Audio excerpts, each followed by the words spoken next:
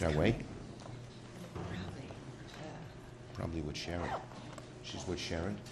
Yes, I believe so. We'll wait one. We're waiting 1 minute for the mayor and Senator Brown.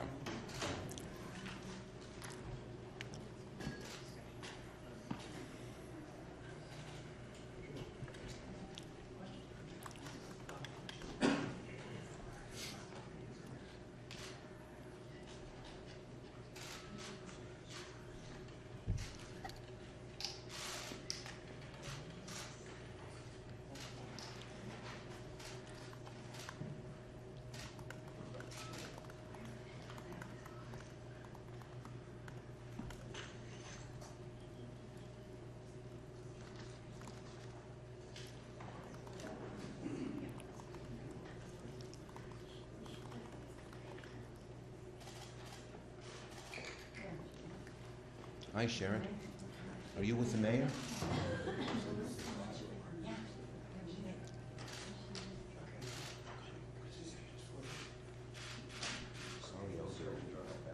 Oops, something dropped. But it's not as good. You're better than that.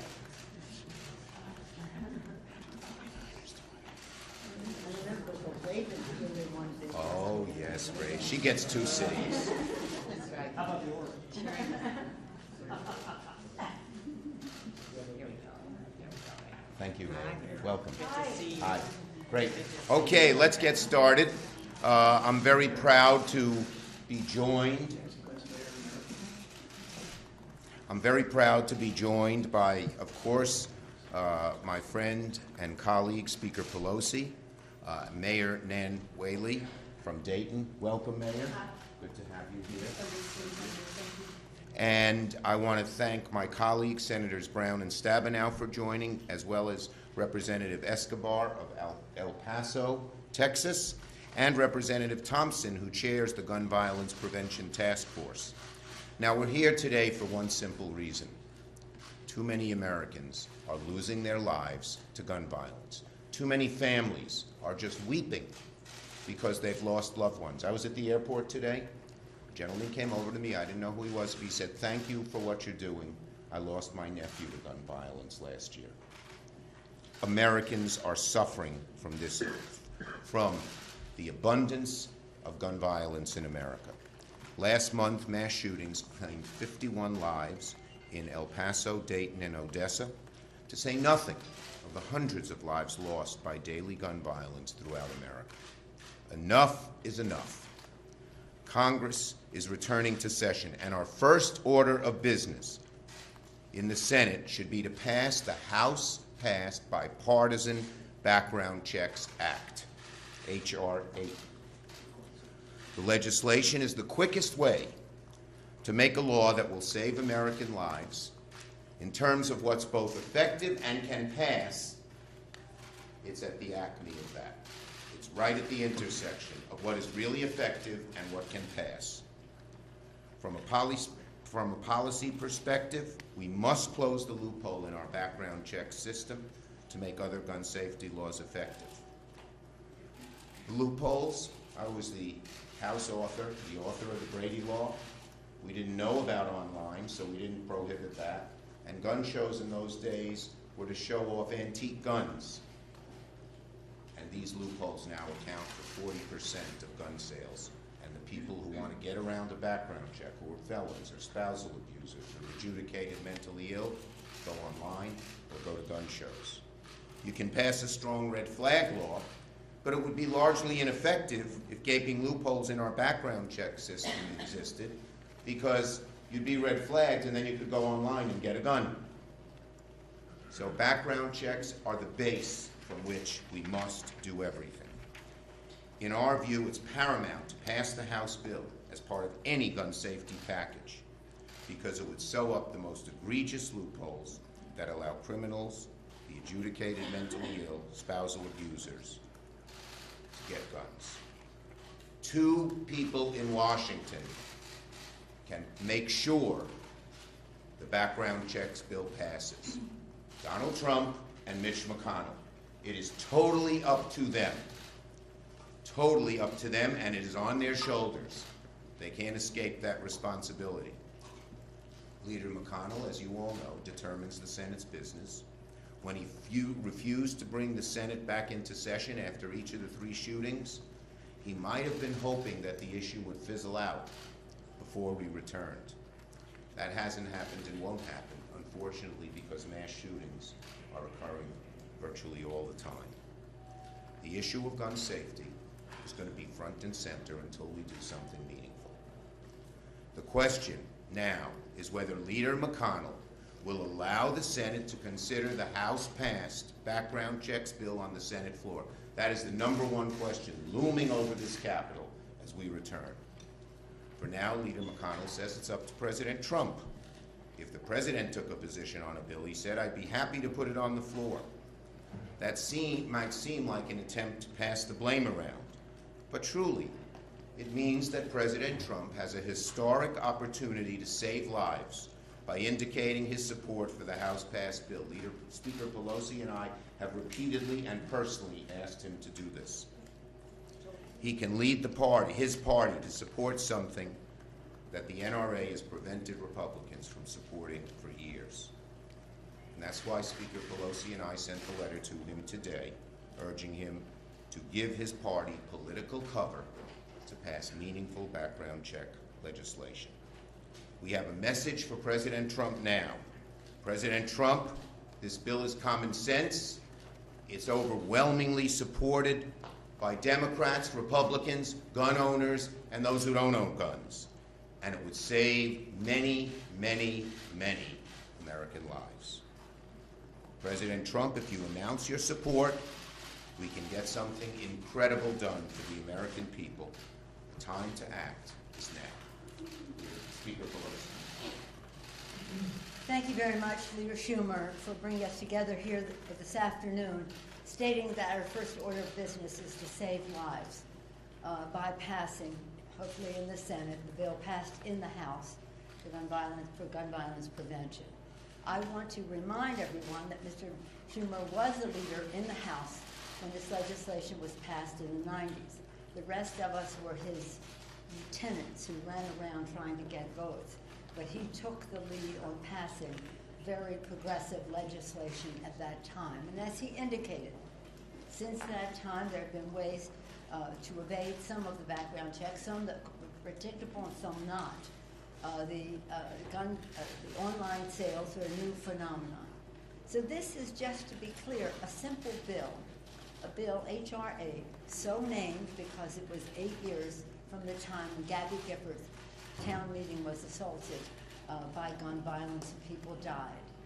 This bill, under leadership of Mike Thompson, the chair of our task force on gun violence prevention, put this bill together in a bipartisan way. Passed it, sent it to the Senate as a companion bill, H.R. 1211, which modifies the timetable. But just think of this, very simple. Online sales, person-to-person sales, which was how one of the most recent gun violence episodes took place, because somebody bought it from person-to-person, online, and gun shows. Again, as was indicated, whose purpose was something quite different at the time. So this isn't radical. It's just an expansion of what has been successful already. When we passed our bills and these incidents occurred during the break, I wrote to the President and asked him to call the Senate back immediately to pass Mr. Thompson's bill, H.R. 8, and Mr. Clyburn's legislation. He was very positive about it. He said, I'm going to talk to Leader Schumer, I talked to Leader McConnell about getting something done. I had the impression that he understood that lives were at stake. My message to the President and to Leader McConnell is the following. There isn't anyone in this institution or anywhere else in public life whose political survival is more important than the survival of our children and the safety of our communities. We are not taking no for an answer. We're not going away. Leading up to this, the first day of our session coming back after the district work period, I want to report how proud I am that across the country, Hundreds of meetings were held, whether a town meeting, a press conference, whatever, to speak out to pass this legislation. 90% at least of the public supports it, including gun owners, members of the NRA, and the rest. So when they say the president's base is opposed to it, 90-some% of the American people support it. What courage does it take to support legislation that will save lives? So here we are once again asking the Grim Reaper, informing the Grim Reaper that these bills are alive and well in the public, that public opinion, public sentiment will weigh in. And as I have said in our meetings across the country, we will make this issue too hot for him to handle. But some of the gun violence prevention groups have made up the ante even further to say that if this bill is not passed, Mitch McConnell and the Republicans in the Senate and the President will have hell to pay. So let's save time. Let's just get it done now. We have important reasons why. We know about the mass shootings, and they're just stunningly heartbreaking.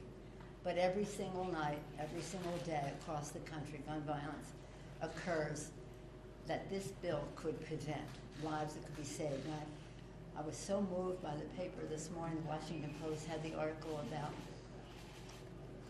Missy and little Mo, her twin brother, 15 years old. They were so close since birth, honor students in high school. He left to go buy some cereal or something, never came back. I wish you'd read that story. I wish the president would read that story to see how this hits home for so many of America's families. Nobody can tell us a story better, more recently about that than our next presenter, really our VIP here today. Senator Brown calls her the best mayor in America. I don't know if I'd spread that word throughout Ohio, but that's what he just said. So let us welcome Mayor Whaley, Mayor of Dayton. Thank you, Mayor. Thank you so much. Well, good afternoon, and I'm certainly grateful for Leader Schumer and Speaker Pelosi for inviting me here today.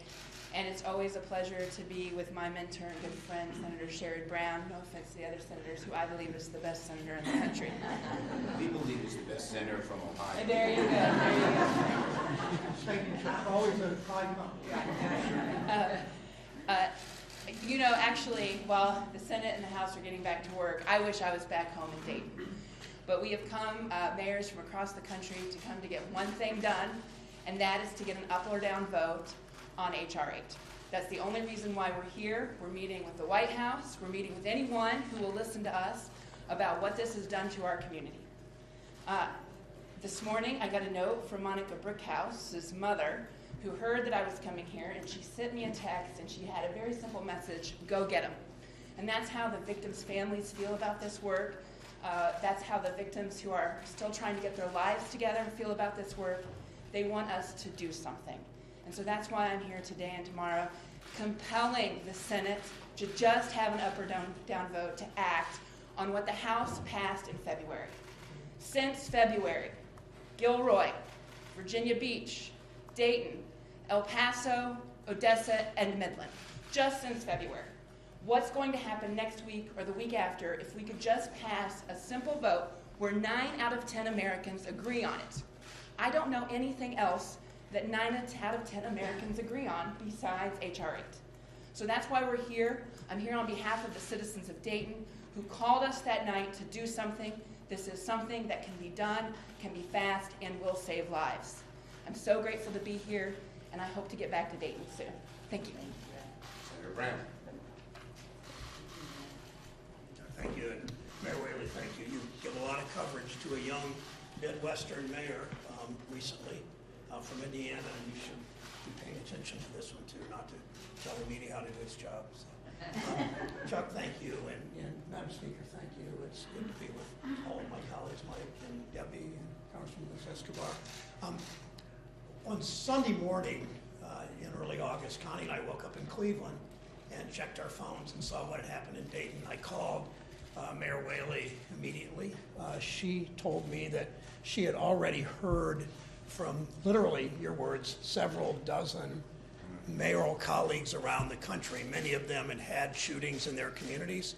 All of them empathized with Dayton. Many of them were giving instructions and ideas and thoughts about what Nan should do, what Mayor Whaley should do as a result. That's the story too often in our country. Connie and I then drove the 3.5 hours to go to Dayton that day, spent the day in Dayton with Nan, and we didn't see victims' families that day. But then 3 days later, I came back when the President of the United States landed Air Force One at Wright-Patterson Air Force Base. Mayor Whaley and I greeted him, as did other elected officials, Senator Portman, Governor DeWine, and Congressman Turner and others at the bottom of Air Force One, at the bottom of the steps.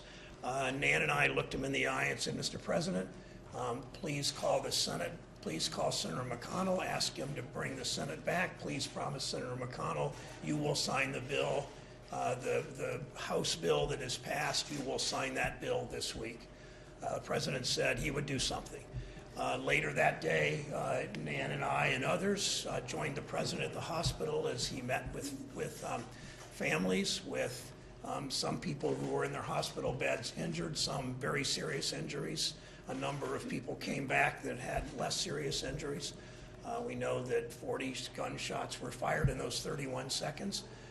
And after the President left the room, the President and all of us left the room where the 6 Dayton police officers were heralded as heroes, which they decidedly were heroes. 31 seconds from the first shot until they killed the shooter, saving literally dozens more lives.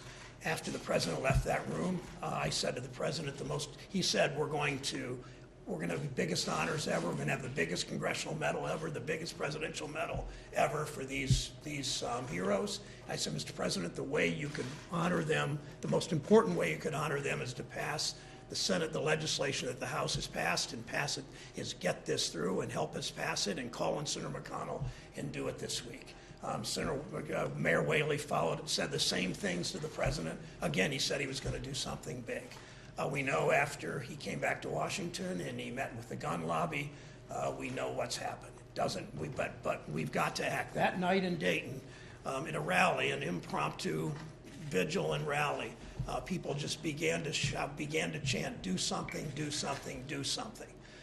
And this is our chance. This is our chance for the Senate to do something this week. This is the chance for our country to do something. This is a chance for the President to do something, to pass common sense gun legislation. You start with background checks, other things we need to do for common sense gun legislation. There's no reason we should delay. We need to do something now. My pleasure to introduce Congresswoman Escobar, who I have watched from afar. I only met her today. I've seen her on TV. I have seen her just in a space of only 8 months play a significant national role in this debate and on immigration issues and other issues.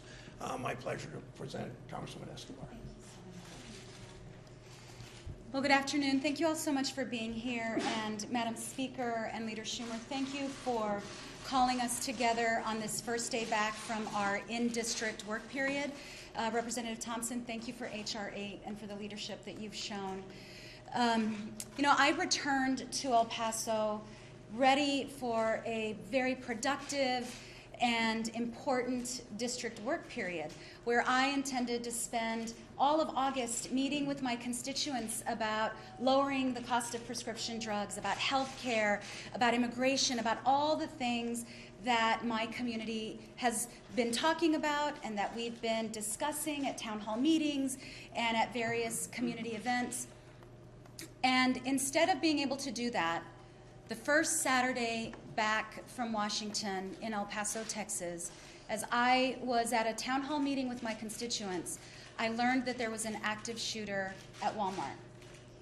And the 3 weeks that followed that were 3 weeks of funerals, of sitting by people's bedside, praying with families, talking to constituents who are scared and who don't understand why this had to happen. And what I kept hearing over and over and over again from El Pasoans was, why? Why did this happen? Why haven't you done something to stop this? Why hasn't the Senate Majority Leader felt our pain? I've had constituents ask me what it's going to take for Mitch McConnell to see the blood that we saw spilled in our community and to feel the torturous pain that we have felt as we have tried to recover from something that has deeply traumatized a beautiful, vibrant, magical community. And it is a very difficult question to answer because truly, as the speaker mentioned, when the vast majority of Americans agree on something and it doesn't take tremendous courage to take action on what people are demanding of us, we have to wonder why. What is stopping action from happening?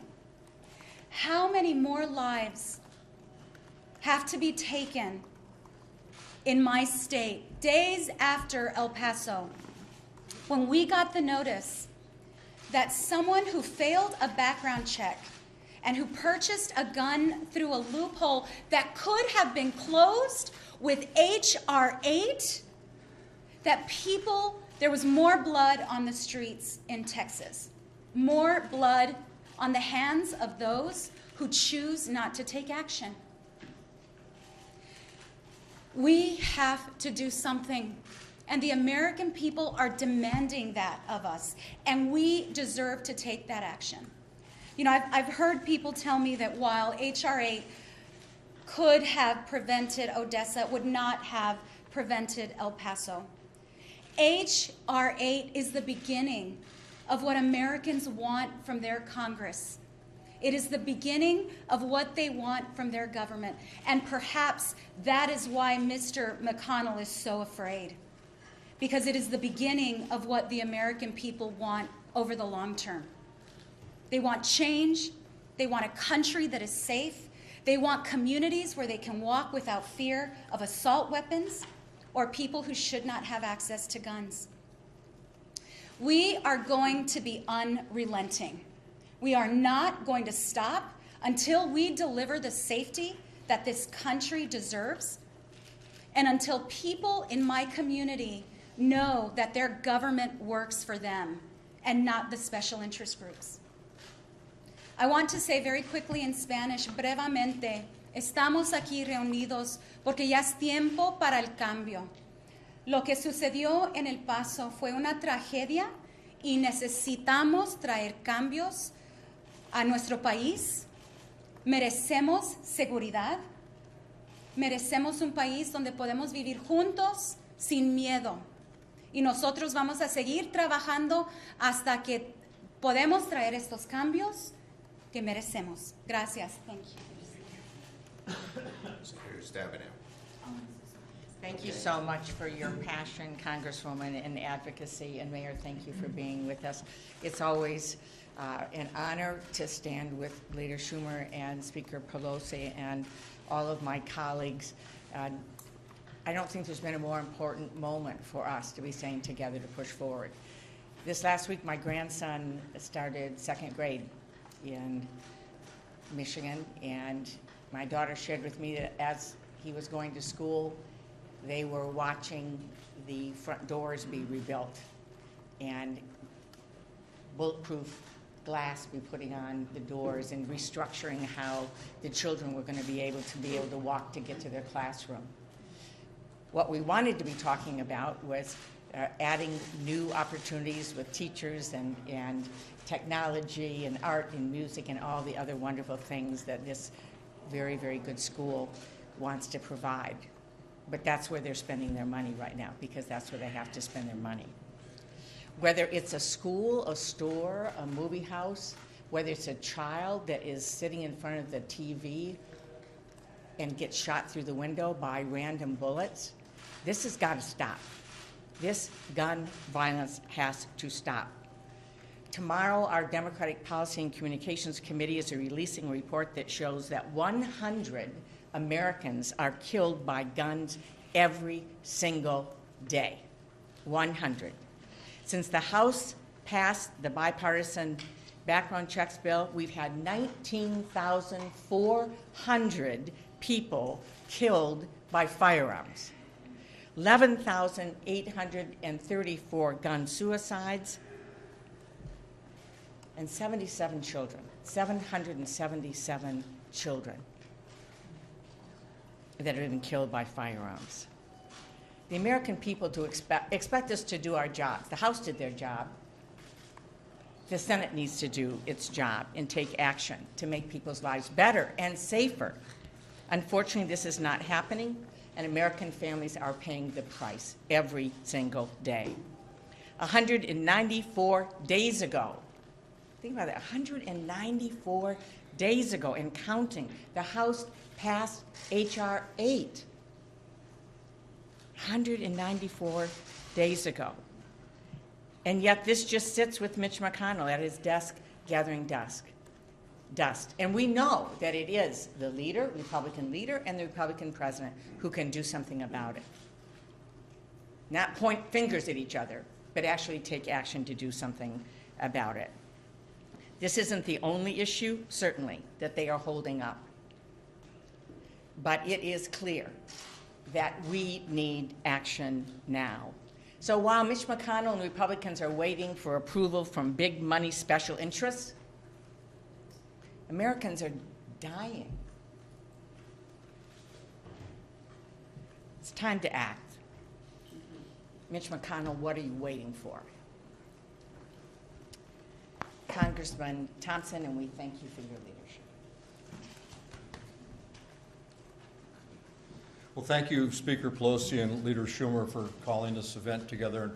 I'm proud to stand with my colleagues here today on behalf of all Americans who know it's important that we pass H.R. 8 and we expand background checks. Too many people are being killed.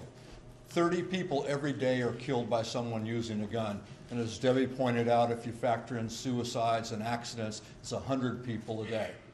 There are so many mass shootings, you lose track of the number. The press has stopped reporting on all the mass shootings that we have. It is an epidemic that we are facing in this country. And background checks will help. We know it will. Every day, background checks that are currently under the law stop 170 felons from buying a gun. They stop 50 domestic abusers every day from buying a gun. But as you've heard, those same prohibited individuals can walk out of a gun store and walk down the street to a computer store, go online and buy the same gun. They can walk across the street to a gun show and buy the same gun. It's a problem.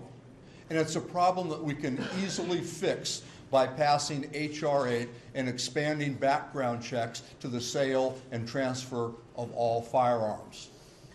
Our constituents are crying out for help. I can't tell you over the district work period how many students came up to me and said, will our school be next? How many parents and grandparents and children said, when are you going to do something? Is our school, is our community going to be next? And no one's exempt. The safest communities in the world are falling victim to these problems. And as was pointed out already, with school beginning, kids should be excited about going to school, excited about learning. Parents should be excited about buying new clothes for their kids and school supplies. The number one item to purchase for your back-to-school kids should not be a bulletproof backpack. This is absolutely insane. And Senator McConnell can do something about it. He can bring this bill to the floor, he can pass this bill, the president can sign it, and we can save lives. It is insanity that the only place in the United States of America where universal background checks is a partisan issue is in the Congress of the United States of America. Over 90% of the American people want this passed. Mitch McConnell, do your job. Thank you. Thank Thank you for your leadership on this issue, Congressman. We're going to take just a few questions on this subject only. Thank you so much. And to the point that the Speaker made, you're going to make this too hot to handle. And Justice Barr, you said that you're going to be unrelenting. It's been more than a month since opening shootings. Why in that period of time has that not been enough? I mean, I know everybody's just getting back into town today, but why was that interim period not enough to make this too hot? It keeps growing and growing because there's more gun violence. Look at the number of incidents that occurred while we were away. But it still It's doesn't going to be, tell it's getting hotter and hotter and hotter. Yes. Are you prepared to hold up spending bills over forcing? Look, our first job is to get Leader McConnell to put this on the floor.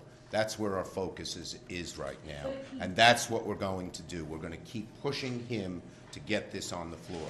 Yes? Sir, as you well know, gun legislation has languished on Capitol Hill for almost 2 decades now. So what makes you confident, what makes you hopeful that now will be? It's a different era. Never have we had 93% of the American people for background checks. Never have we had 80% of gun owners for background checks. Never have we had so many people in the NRA for background checks. Last one. When was the last time you spoke with the president about this topic? And do you have a clear idea right now from the White House on what he would sign? I've spoken to him a few times in the last month, and he's all over the lot. I mean, he tells people right after an incident, I'm going to get the strongest bill ever. And then he fades back from that. But the pressure is not going away. And I think the reason that this issue is out front today, not just a month ago, not just when we left, is because the pressure is mounting. And people know that voters, not just Democratic voters or urban voters, but all voters throughout America want this bill done. That's what builds the pressure. Do you want to say something, Speaker? I just want to say that when the first mass murder occurred during